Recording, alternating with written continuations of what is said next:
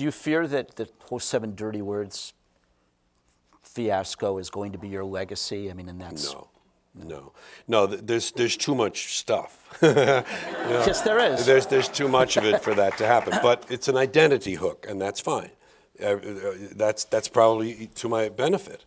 Oh, that guy. Oh, yeah, he did this too. Something like that. I would hope they would be saying to each other. Is there anything else you want to do that you haven't done yet?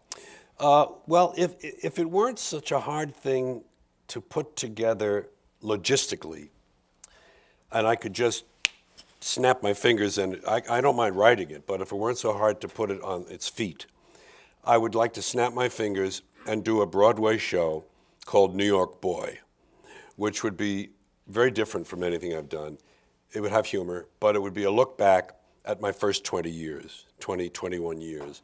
And growing up in World War II and post-war New York City, being raised with a brother by a single mother who had a great job in advertising and who had a great gift and love of language and who imparted that to me and had a lot of humor in her. And my father, whom I never met, had a great gift of gab. He was the top salesman of space advertising. It was all space then. It wasn't time. Radio was just in its infancy when he did it. He was a top salesman. He was an after-dinner speaker, and he was very funny. So I got that from them. And I grew up with her, and it was post-war New York, and I had the run of the island because my mother didn't get home till 7 o'clock at night. I got out of school at 3 o'clock. I'd sneak onto the subway. I'd go down to 42nd Street. I'd get autographs. I'd steal records. I'd walk all around. I got to know Manhattan Island practically backwards on my own.